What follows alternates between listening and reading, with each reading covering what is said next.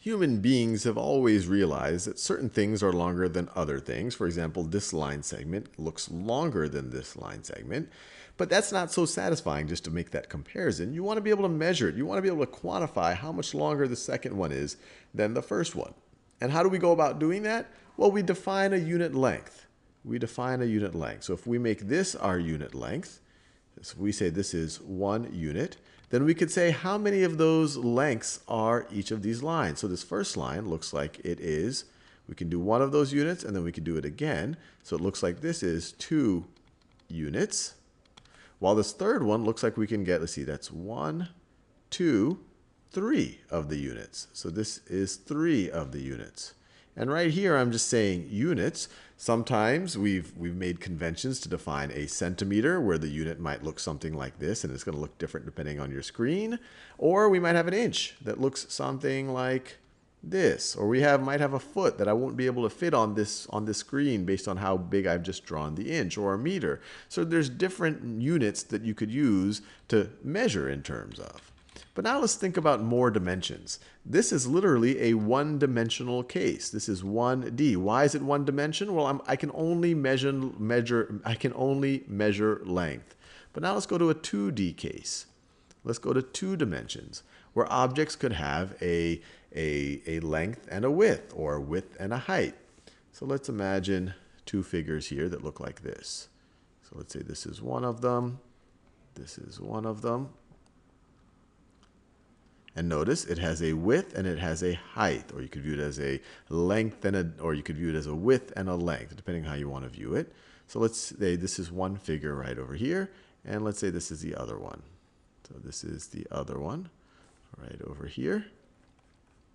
Try to draw them reasonably well.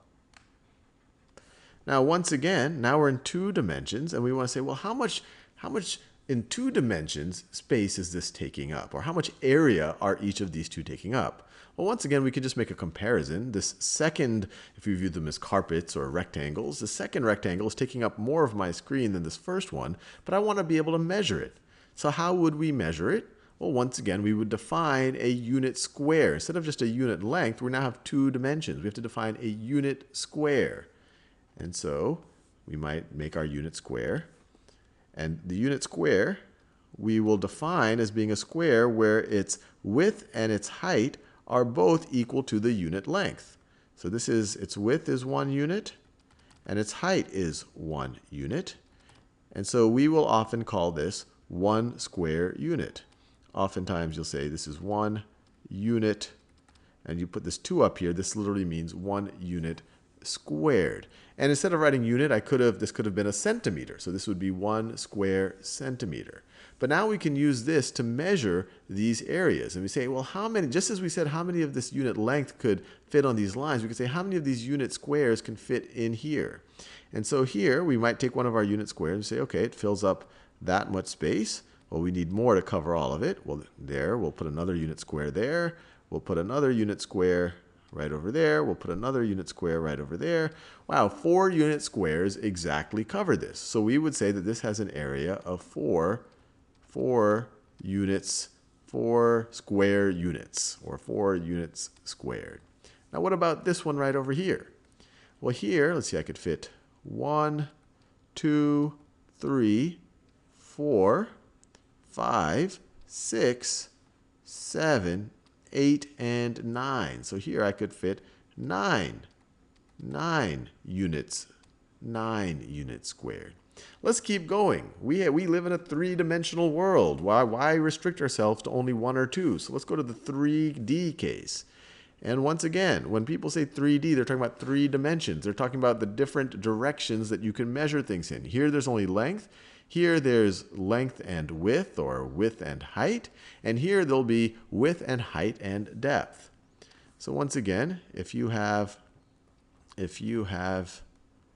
let's say an object, and now we're in 3 dimensions, we're in the world we live in, that looks like this, and then you have another object that looks like this, it looks like this, this second object takes up more space, more physical space than this first object does.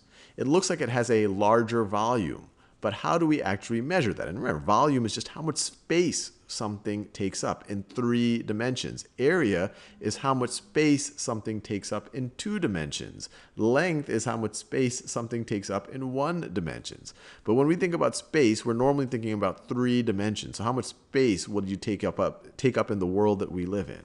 So just like we did before, we can define, instead of a unit length or a unit area, we can define a unit volume or a unit cube. So let's do that. Let's define our unit cube. And here, it's a cube, so all of its length, width, and height are going to be the same value. So my best attempt at drawing a cube. And they're all going to be 1 unit. So it's going to be 1 unit high, 1 unit deep, and 1 unit wide. And so to measure volume, we can say, well, how many of these unit cubes can fit into these different shapes?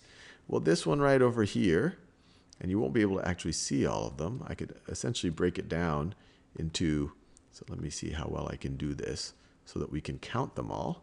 It's a little bit harder to see them all because there's some cubes that are behind us. But if you think of it as 2 layers, so one layer would look like this. One layer is going to look like this. So imagine 2 things like this stacked on top of each other. So this one's going to have 1, 2, 3, 4 cubes. Now this is going to have 2 of these stacked on top of each other. So here you have 8 unit cubes, or you could have 8 units cubed volume. What about here? Well, if we try to fit it all in, let me see how well I can draw this. It's going to look something like this. Obviously, this is kind of a rough drawing. And so if we were to try to take this apart, you'd essentially have you'd have a stack of 3 sections that would each look something like this. My best attempt at drawing it. 3 sections that would look something like what I'm about to draw. So it would look like this. So if you took 3 of these and stacked them on top of each other, you would get this right over here. And each of these have 1, 2, 3, 4, 5, 6, 7, 8, 9 cubes in it. 9 times 3. You're going to have 27 cubic units in this one right over here. So hopefully that helps us think a little bit about how we measure things, especially how we measure different things in different number of dimensions, especially in 3 dimensions when we call it volume.